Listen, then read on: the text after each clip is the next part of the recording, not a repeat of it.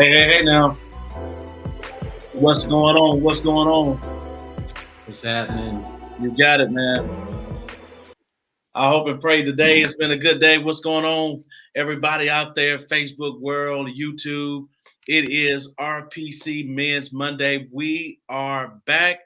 And like they say on the Breakfast Club, we got a special guest in the building.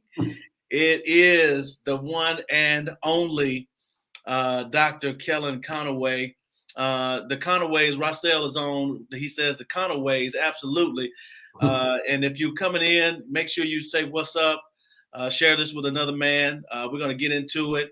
But we got guests in the building, the one and only Dr. Kellen Conaway. I've known him all of his life. I don't remember the day he was born, but as far as I can remember, he's been right there with me. And it's good to have you on, man. And I'm so glad you decided to, break away from your busy schedule to be with us. Well, I'm glad to have an opportunity to hang out with, as I've heard someone say, I kind of just coined this phrase, PT, Pastor Tim. I don't know if anybody calls you that, but I think it's probably fitting. I appreciate, Restoration Place for having this opportunity. I remember when you all began the ministry many, many years ago and all the things that you're doing. So, just have an opportunity to talk to me. And this is really one of my unspoken passions that don't really share a lot with a lot of people, but to be able to just have a conversation with men, we talk about guy stuff. It's important to just be able to connect with somebody that looks like you. Absolutely. And talk about real things. So that's what we're here to do tonight. Absolutely, man. Absolutely. Well, Ray Fisher, what's up, man? We see you. And so y'all make sure y'all share this. And we've got some people on YouTube as well that's joining us. And just so to give a little background, of course, we grew up in Daphne, Alabama, born and raised. And we matriculated through Daphne High School and on to college. And both of us have gone on to extend our education. I have stopped at the master's level for right now in counseling psychology, and Kellen, you've gone on to receive your doctorate degree in education, educational leadership, and you now hold a building level administrator position with Huntsville City Schools, and so, man, hats off to you and just all of the great things you've been doing. And and I think it's fitting because, for so long, and I'm diving right in here, man, for so long, we didn't see, at least, in Alabama, we didn't see a lot of us in those type of positions, man. So and I'm just going to throw this at you, man. So what has that been like walking into that situation? And what can you say to encourage people, other guys that may be seeking to be that top level executive? One of the things I would say just right off the bat, and I agree with you, there were not a lot of examples physically that we could see. Many individuals didn't get opportunity to jump into that arena, whether it was, not having opportunity to go up to the certain level to get a job or to get that exposure. But one thing I would say to people is just, don't be afraid. One of the things that I've learned in my life is, if you're gonna try to do something special, you got to step out there. You got to put yourself out there. Kind of like what you said many times about starting RPC. If you're going to lead in an area or in a field, you've got to you got to take courage. And so, oftentimes, I say this to whoever I'm talking to. Anything that's worth having is worth working hard for or fighting for. So, I think everybody wants to be a boss. Everybody wants to be able to manage other individuals, but one of the things that it takes is courage to be able to step out there and not be afraid of criticism. Oftentimes, as men, being criticized is one of the things that kind of breaks us down.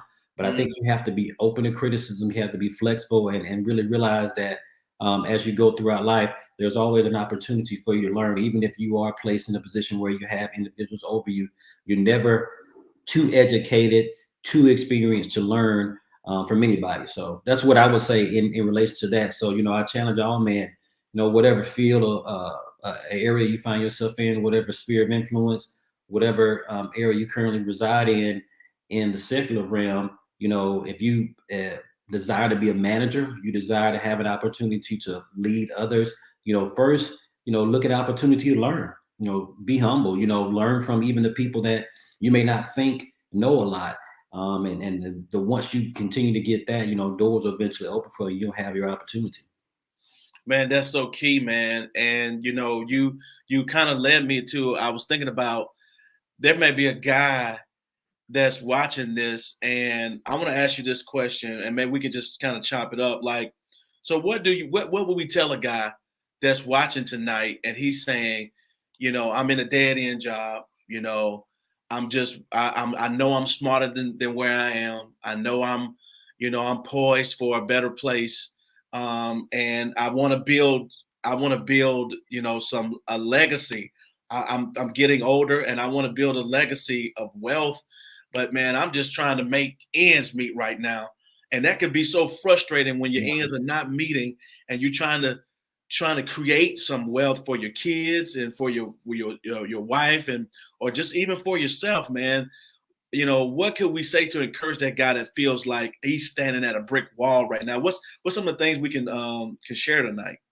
One thing I would say is, for all those men, I know it can be very debilitating for a man to not be able to uh, reach a certain potential or be at a level where they feel that they should be. I always say, take wherever you are and see where you can, what things you can gain from that position, and write out a plan. I think if all of us would be honest with ourselves, unless we were Good. born with a silver spoon, we began at the bottom.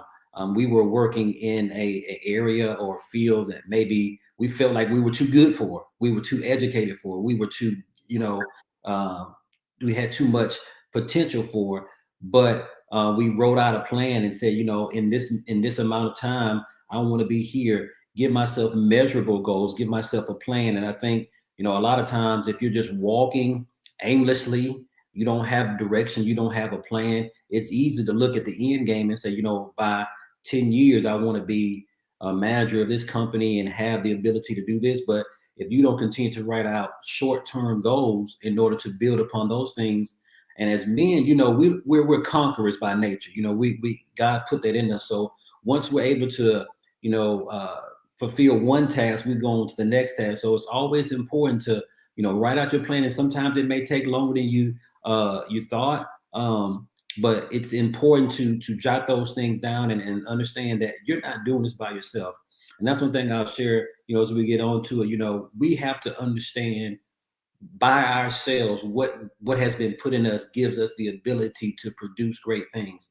Oftentimes we feel that a job, a companion, children, a connection with someone external gives us the ability to succeed. But there have been things that have been put in us by God, by Himself. Wow. Once we're able to tap into that, that's unlimited potential within us. And once we understand that it's in us, we don't have to try to get a hookup to make that.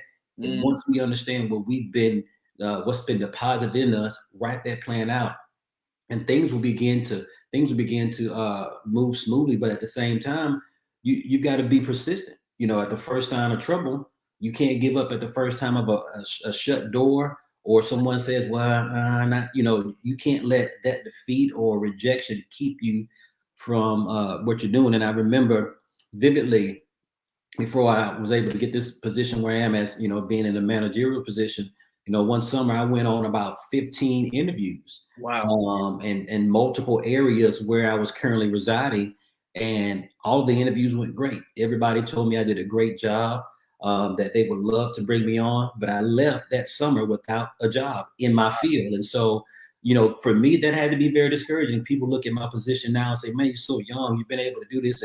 But they didn't know that summer that I drove in the sweat, 100 degrees. I'm driving, trying to make a position for myself, interviewing everybody that had a position, and coming away from that understanding that you've got to continue to push, you got to persevere. So write that plan out, and if it don't happen tomorrow, stick with it. You got to believe that where you are right now is where you're not where you're going to end. It's not how you start, but it's how you finish. So continue to press on. I tell that man, be encouraged and keep moving. Yeah, man, that's so key, man, because like you said, write a plan. I mean, that takes me to the scripture, like, the scripture says in Habakkuk, he says, write the vision and make it plain so they that run, that see it can run with it. And I think a lot of times, man, like you said, that's so key. We're waiting on a hookup. We're waiting on somebody to give us a interview. We're waiting on, like you said, you're waiting on somebody to open a door for you. And God says, I put the plan in you. I put it in you. And if you write it down, watch this. Your family, everything else in your life will line up with the plan. Sometimes we want our wives, or if you're married, or you want your baby mama to see what you're doing, or like, I'm trying to do something, I just need you to help me. I bet you if you write this plan out and you say, look, this is what we want to do. This is how we want to do it. And what she will do is, if she's a smart woman, she'll take that plan and she'll help you work that thing. Come on. And so I need everybody, if you're watching this on the comments, you know how it is when you're on with PT, when you're on Pastor Tim, I need you to put that on the screen tonight. Write the vision. Write the vision. Come on, put it on. I see you, Ray Fisher. I see you put that on there. Write the vision on there. That's good, man. So let's talk about, so again, we're talking about leaving a legacy of wealth, leaving a legacy of health and spirituality. So I want to get on spirituality. So let's talk about leaving a legacy of spirituality, man. We've got all kind of people, and all type of men on here tonight that are in different places in their lives, different levels of relationship with God. Um, and let's just be honest, man. We got a lot of distractions out here. We got a lot of, man. We got social media. We got sports. And I don't know about y'all, man, but for the first time this past Sunday, I didn't even know what to do with myself, man. There wasn't no games on or nothing. I was like, man, it's just, middle of the way basketball, hockey. No, hockey's, I'm not into that. Baseball is not around. And so I was kind of lost a little bit. Looking forward to the Super Bowl. But we got, man, most of the time we've got sports. We've got social media, man.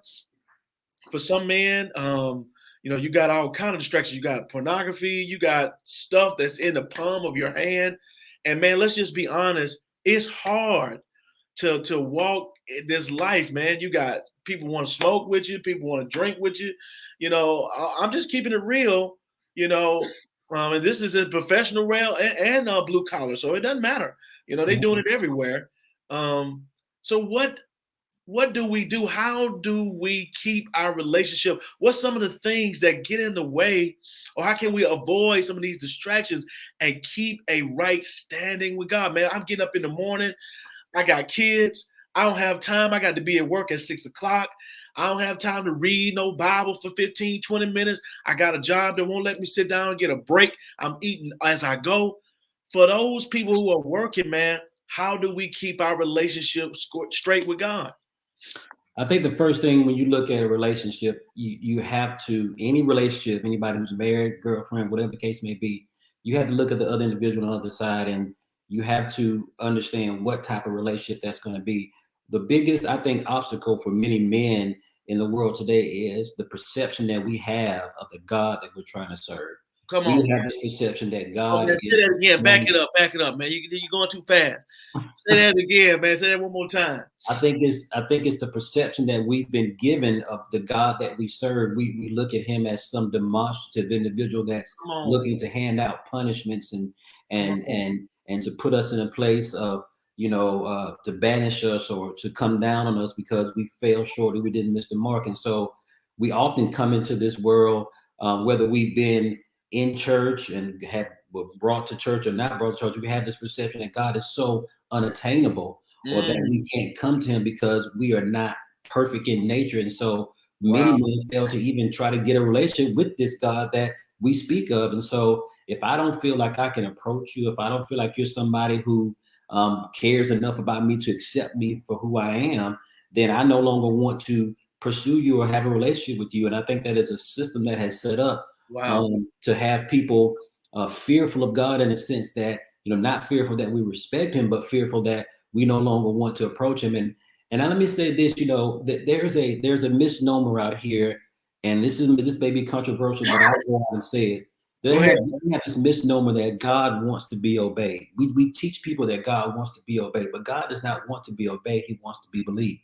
Woo! Come Be on, man. believed because you can obey someone and not believe them, but if you believe them, you will obey. So Ooh, now, man, you dropping some so nuggets, man.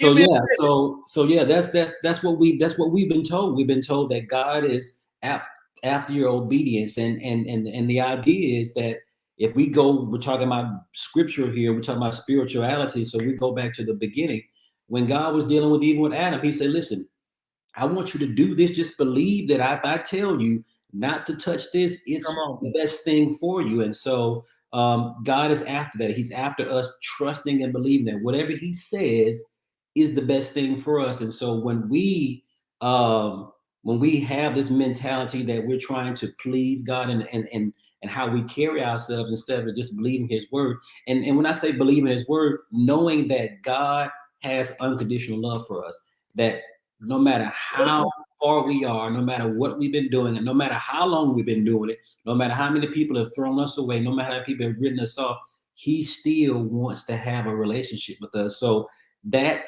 fact that God wants us to believe him gets us into a place where we can be obedient. So we've taught people all along to obey a God that they didn't believe in. And My that's God, man. impossible. Listen, man. The first of all, the comments are on fire, man. You got preach, you got facts. Somebody say, "Come on, DK." I think we gonna nickname you DK from now on, man. You got PT and DK on here. I'm telling you, man, you dropping some bombs on us tonight, man. And you said that's so key. God doesn't want to be obeyed. He wants to be believed. And if you believe him, you will obey. My God, Jesus said it like this: if you love me, if you believe that I'm the Son of God, you will keep my commandments. And I think Mhm. that's so key, man, because, and I'm getting ready to drop another bomb, man. I believe that revelation is so powerful because if you enter in, watch me now, you enter into a relationship with God where you only obey and you Mhm. do not believe, you have Mhm. just trapped yourself into religion. That's Yep. why you got to wear a certain clothes. That's why you got Yep. to go to a certain church. Come on, that's why you got to go at a certain Exactly. time. You got to read your Bible so many verses a day, and you never get a chance to develop a real true relationship. Oh, but you know how to shout, you know how to Mhm. say, preach, son. You know how to grab your ear. You know what to wear. You got Yeah. the cufflinks. But man, you obeying a system, but Yep. you don't believe in it. You don't have any faith to believe that he get ready to get you out of this situation. And you're devoting yourself to a system that you can, or you're devoting yourself to a plan that you can't fulfill.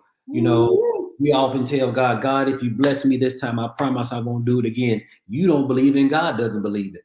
And God Woo. doesn't want you to make those type of promises. Well, if I put Jesus. this cigarette down, if I stop smoking, if I don't watch this pornography, if I don't go drinking, if I don't go and do this, yeah, God, if I just don't do it this time, you promise to bless me. And God is saying, son, I'm not asking you to make those kind of promises to me. He I said, just want why? you to believe me that I have the ability to bring you out. So it is that religious mentality that we're trying to work our way into God's good graces. And so the idea is that I'm going to be good enough so God can bless me. And God never said, if you be good enough, I'll bless you. That's not what God intended. He wants you to believe his word. So I think we have the religious community has put a standard on us that we cannot achieve. And they have sold us a bill of goods that we can achieve it. And by doing so, God would then unload us with blessings. Once we're able to reach a standard that's unreachable, then he'll be able to do that. But God says, my son is a standard. Just trust that. And so I think we have to free people. We have to free people and allow them to walk in liberty, not liberty to do what we want, liberty to get in touch with God, that all he wants is to have a relationship. We talked about relationships earlier and spirituality and how one of those things, that those impediments that are in the way that block us from that. I would say the biggest impediment would be this religious uh, uh, system that has been created to keep us in a box and keep us in a position where we can't move further from God. So we've got to free men. We've got to free men all over the world and get them to understand that, there's a such thing as the grace of God, and God has the ability to empower you to live the life he wants you to live, not what men think that you should do. And so Right. once I came to that revelation, I realized, this is not, let's make a deal with God. It's not, I promise you this time, if you open this door, I promise, we've got to get out of that, that exchanging of deals with God, and understand that he never intended for it to be that way. Man, that's beautiful, man. I love that, man. I wanna shift gears, because if we don't get off, we got two preachers on here. Mm, I forgot to tell them you've been preaching for about 15, almost 20 years, going on 20 years now, yeah, for sure. something like that. Um, but let's get to let's talk about health real quick. Um, that's so vital and important to us. Men, we are hard on our bodies, man. It's the ladies that go to get the massages. They're the first ones that kind of want to go to a doctor most of the time, and we are not really attentive to our health sometimes like we should. So let's talk about like something really simple, but I think that's really key. And I've got in my notes, man, to talk about our diets. And I'm not Mhm. talking about like a diet like the Atkins or something like that. I'm talking about just like our everyday eating habits. Man, I don't know about you, bro, but man, if I don't eat, I mean, you may get up in the morning in a rush and you say, I can wing it. And you may not feel the physical pain of hunger, or you may not ever get that growling in the stomach. But man, you don't realize your attitude and how you maneuver and your ability to solve problems is diminished by the hour. And I think that, man, the world is a better place. That's why that Snickers commercial is so funny, and people talk about getting hangry, because it's a real deal, man. It's a game changer. Do you think that sometimes, man, something as simple as just a snack, a healthy snack, eating breakfast, eating at the right times, can make the difference in your job or how you solve problems and get into situations and stuff like that? I think definitely. I think I can't help but tie this back into what we were speaking about from moments ago. We have this idea. We want to, fast and pray, so we often abstain from food to do a certain thing. But it's no secret that we need, nourishment in order for us to perform at our optimum level. And so when we are, running on fumes, or we don't properly intake what we need, we find ourselves, like you said, being angry, being disgruntled, being short tempered. We find ourselves, not having the ability to endure more. I think oftentimes when we have a healthy diet and exercise and those things, it allows us to endure more when we go throughout our day, because we're faced with all different types of challenges. If for those men that are on, you're working in whatever profession that you're working in, unless you're working in a vacuum, you're working around people. And Come anytime you're on. working around people, you're going to get pulled on. They're gonna pull on you. They're gonna try you. They're gonna test you. They're gonna test you to the limit. So your ability to perform and operate at your highest is key, because that's when you get the best. That's when you can do your best. And so for me, that's still a challenge that I'm having, is trying to figure out. I'll be 40 this year. It's Wow. crazy to think that I'll be 40 in September, not understanding that I can't do I can't consume the same things as a 39-year-old as I did as a 18-year-old or 19-year-old. You know, my Ooh, body you better not responds, try it. my digestive system, and it responds differently. And even how things sit on me Come on. is just a little different because, you know, and so that takes into account your energy level. I remember um, sometime last year, I woke up and this was just crazy. You know, I have a stressful job, as many of you all do, all the men on, you know, we all have stressful jobs. And so one morning I woke up, it was actually the Thanksgiving break holiday. I woke up and I couldn't hardly move my neck as stress had set up in my neck so tight, and it didn't even know where it came from. And so, you know, the Lord led me to say, you know, just not just the Lord, just using my common sense, like, son, you need to do something to help yourself out. So I started going to get massages once a month. I went to, you know, a place and signed up. I said, you know, this is going to allow me to be healthier Come for on. myself and for my family. Now, I didn't need no scripture to fall out of the sky. I didn't need nobody to prophesy to me that you need to Come go on, do man. something. I felt that in my body, I needed to do something to allow myself to do better. And so I went and those massages that I received monthly allow me to you know, function even better. And so, you know, I think it's just with experience and time, but you know, that legacy allows you to live longer. And one of the things I'll say this, and we'll move on. I don't want to get bogged down with this, but health is that thing that allows you to extend your legacy. If your life is cut short, Come on, the man. legacy that you would deposit is cut, is stunted. It's not, you know, if I have children and I die at the age of 30, 40, and my children have a whole life to live and I can't deposit more to them, then now there's going to have to be someone else that steps up to be able to fill that void when it's been assigned to me. So my health is pivotal to me being able to pass on a legacy to those that are around me, not just people in my home, but just all those individuals that I come in contact with. So yes, health is as they say, wealth. It's one of those important things that you got to put in Right. place for I mean, sure. you know, one time I remember you said this some a couple years ago, man. We were talking.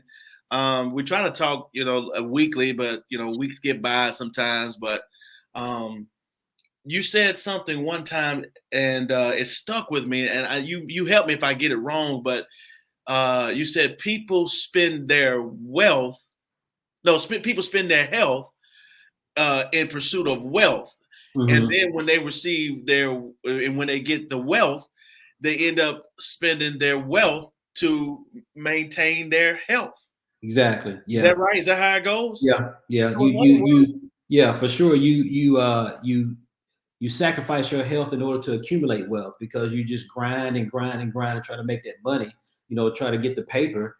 And then, you know, your health has been debilitated. And then once you accumulate that wealth, you know, now you're trying to buy back the years that you spent trying to accumulate those dollars and not knowing that, you know, that's some things that you can't buy back. And I know medical science is, you know, they're constantly coming out with different things to try to, you know, create some fountain of youth. And I think that's one of the things that man is going to constantly be in pursuit of. How can he, you know, regain the years that he lost in pursuit of trying to get this? But, you know, there's a way, there's a way that we can do both at the same time if we do it according to God's plan. I believe that, and you know, man, that kind of hit home for us in 2017. You know, we lost our dad to cancer during that year, and just and going through some of his things, man, we found out that man, dad died with years worth of sick leave, years worth of vacation leave. And his boss was like, he would never take a day off. Right. I mean, I mean, he worked himself to the end. You know what I mean? And his last day of work was, you know, just basically a few weeks before he was going on. You know, so I think that hit home for us, and we decided we was like, man, we cannot allow ourselves to work our lives away and not build a legacy. Like you said, if you end your life early, you're cutting off your legacy. And would you go as far to say, and we might get into some trouble here, man, but we both preachers a long time, we can wade ourselves out of here. But would you go as far as to say that, you know, God has put some of that stuff in our hands that we say, well, when the Lord gonna take you, the Lord gonna take you. Do you think we can shorten our days if we don't take care of ourselves? Definitely, I think, you know, one of the things that um, we try to play these games. We try to act as if God has given us this intellect and this ability to make decisions, but then we want to say, "Well, I depend on the Lord for everything." Some things are just God-given sense that He gave you. You Wow. don't have to get into a prayer line to understand that you need to have a healthier diet. You need to try to get 8 hours of sleep. You don't have to, you don't have to go to a convention to have someone lay hands on you to know that in order for you to live a long life, you may want to go to the gym every now and again, to try to get some activity, just move. One of the things that, with our parents being at the age they are, one of the things that helps those individuals, and it's proven through medical science, that the older you get, the more you move, the more you'll be able to be active. Just not necessarily hitting the gym, but just walking. Walking in your 40s and your 50s and your 60s, just moving Yes. allows you, as you get older in age, to have that ability to be able to do more. You'll notice, 80, 90-year-olds that move around, they've been moving all their lives. They didn't necessarily go out and work their yard. They just were moving. They were active, is the word I would like to use. They were just active. And so some of those things have been entrusted to us. And it's easy for us to blame other people and other things for why we don't use the information that's been given to us and apply it. But at the end of the day, and I'll say that you got one life to live on this side. You got one life to live, and how what you do with that time, and the choices that you make will definitely have a lasting effect. And so we want to make sure that all the men understand that it's when we're talking about legacy. We have to understand, in order for us, and we said it before, in order for us to leave something behind, we've got to be present. That's And good, so man.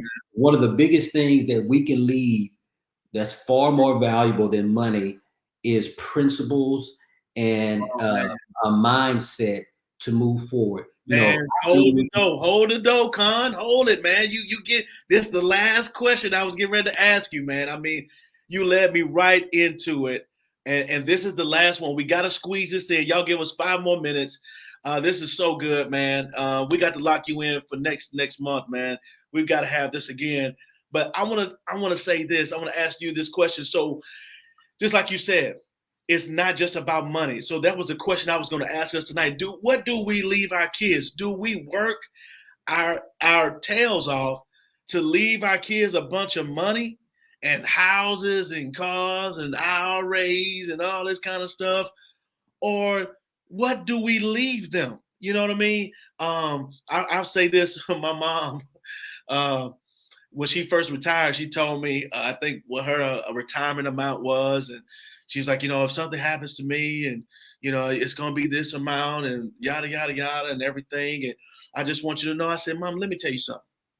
I want you to live out every dime of your retirement. I want you to live so long that they don't even really need to be paid. They don't want to keep paying you because you done outlived your retirement amount.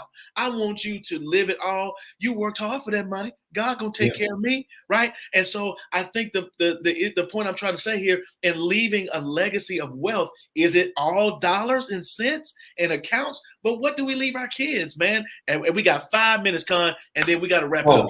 Definitely. So one thing I'll say is, it's not all about money. If you look at the word legacy, it has a lot to do with money. It translates into the word inheritance. And we know all inheritance is focused on simply dollars and cents. But one of the things I learned is that if you leave your family, your children, or those around you with a legacy of principles of forward thinking, I can leave my kids $1 million and they can be broke in 6 months. But if I leave them principles of saving and money management, they can make 5 million over their lifetime and still be able to pass something along. So you definitely want to be able to leave something monetarily behind. But I think the key is being able to deposit wisdom, understanding, principles of being a good steward over what you have. And so those principles that you inherit, that you're able to pass down, those are the things that transcend generations. And I'll say this one last thing. Let's understand, we don't have to be present for our legacy to continue. Or we don't have to necessarily see our legacy play out. A lot of times men kill themselves so they can be able to pass something along that they can physically see. A lot of times those things will manifest later on. And so we've got to understand that even if we don't physically see our legacy unfold, doesn't mean that we haven't deposited the things that we need to. And so we don't need to be so strung out on, man, I got to make $1 million so I can leave for my kids. And it's not about that. It's about, are you depositing things in them that will transcend far when you're gone, and they can continue to pass on, which will generate to a legacy of wealth. Don't believe that, when people talk about prosperity, the word prosper means to actually do well along the way. That's what prosper means, to prosper. So I want to leave a legacy of prosperity so my kids can do well along the way or along the journey. So that's what we want to do when in relation to how we can allow that legacy of wealth to begin and continue to increase. Man, that's so key, man. That's so powerful. Reading some of the comments. Sam says, leave them wisdom and some money, LOL. Rassus says, facts, leave them knowledge about being a good steward. Rossell says, plant those seeds. All of those things are super, super important. And that's what we got to do, man. We got to do it all. And so, man, I've enjoyed this time, Con. So let's do this real quick. Since we're talking about leaving a legacy, let's do this real quick. Let's sow into the kingdom real fast. I'm going to put up, anytime we do something for Restoration Place Church, you already know, we ask people, and we give people the opportunity to give to the ministry.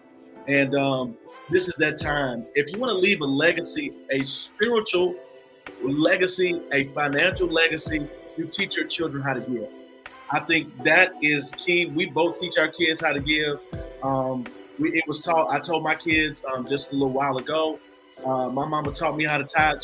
She would say, where you tithe? We had jobs when we were teenagers. Mm-hmm. She was like, make sure you tithe. And we've been tithing all of our work lives, man. And so there may be some guys on here tonight, and you want to sow a seed into Restoration Place Church. I got something special for you, bro. We're going to be being a blessing to you, but I'm working on something for you, man. I know you're coming down here, and I'm working on something for you, man. I'm going to get something for you. Hey, wherever you are, if you're on YouTube, Facebook, if you're watching this by replay, I need you to go to restorationplacechurch.org. You can give that way. You can also text the word give to the number on the screen. You can also use the RPC Daphne Cash App. Do that. Tonight, I'm talking about, man, let this be the moment. So I remember when Pastor Tim and his brother, Dr. Kellen, PT and DK got on, and man, they dropped some nuggets on there, and I have been doing so much better. Why don't you plant a seed on it and watch how that seed grows until the next time? I see you, Red Fisher, teach your children to give. Absolutely. And that's what we're going to do. Well, listen, man, Con, we call each other Con. I'm gonna put you on the spot, man. Mm-hmm. Man, I need you to come back next month, man. I need you to come back for Men's Monday. We're only doing this once a month, man. But I feel like this can be the start of something pretty cool, man.